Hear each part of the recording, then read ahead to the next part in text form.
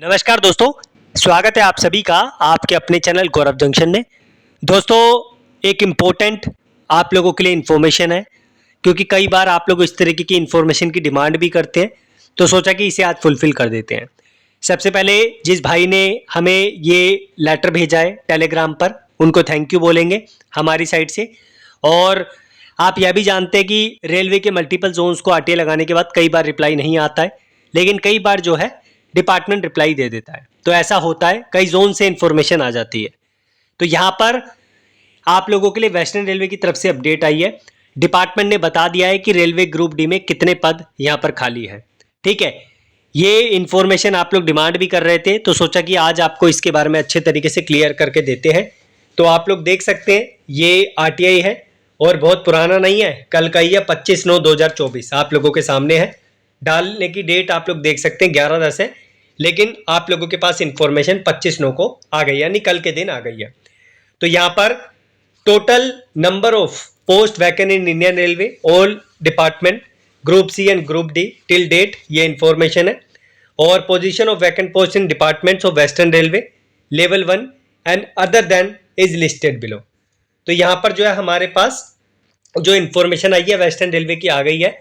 तो आप लोग देख सकते हैं यहाँ पर वैकेंट पोस्ट जो है 1/10/2024 के बेस पर इन्होंने दिया, यानी 1 तारीख 10वां महीना 2024 इस डेट तक कितनी पोस्ट खाली है। तो अगर अकाउंट डिपार्टमेंट की बात करें तो यहाँ पर कोपा की भी जरूरत पड़ती है, आप यह भी जानते हैं। तो अदर देन पे मैं बात नहीं कर रहा, मैं सिर्फ बात करूंगा ग्रुप डी यानी लेवल 1 में कितने पद खाली हैं। लेवल 1 में यहाँ पर 159, ये वेस्टर्न रेलवे का, ध्यान रखना ऑल ओवर इंडिया का नहीं है।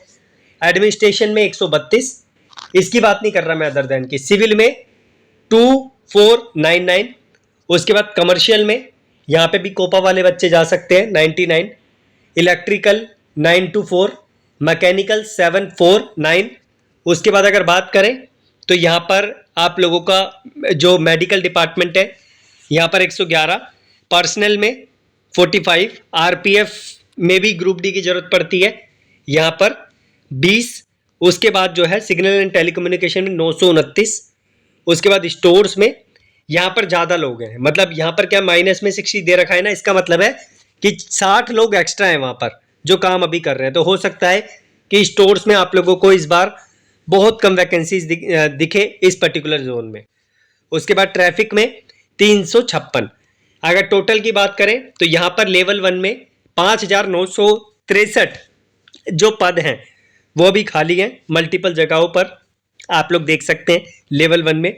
और अगर अदर देन लेवल 1 की बात करें तो 20,470 पद खाली हैं एक पर्टिकुलर जोन में। टोटल 26,433 का आंकड़ा है। तो एक पर्टिकुलर जोन में आप लोगों के सामने आंकड़ा जो है 6,000 के आसपास है। तो अगर हम मान के चलें हर जोन में भी 2-2, 3-3 हज़ार करके मान लेते हैं, तो आप अंदाजा लगा सकते हैं 3-3 हज़ार करके भी 50,000 से ऊपर वैकेंसी यहाँ पर ग्रुप डी की आराम से आ सकती है। लेकिन अब ट्रूली स्पीकिंग सारी सच्चाई आप लोगों के सामने कब सिद्ध होगी, जब आप लोगों के सामने ऑफिशियल नोटिस आएगा, तभी आप लोगों के सामने रियलिटी की बात की जाएगी और तभी आपको बताया जाएगा कि भाई क्या रियलिटी में आप लोगों के सामने है। ठीक है, बाकी धन्यवाद। और ये लेटर का स्नैपशॉट आप लोग ले लेना जहाँ जहाँ से आपको इन्फॉर्मेशन चाहिए। स्टिल कोई क्वेश्चन आता है कमेंट बॉक्स में मेंशन कीजिए, मैं अपनी साइड से आप लोगों के लिए इसी तरीके की जानकारी समय समय पर लेकर आता रहूँगा। धन्यवाद।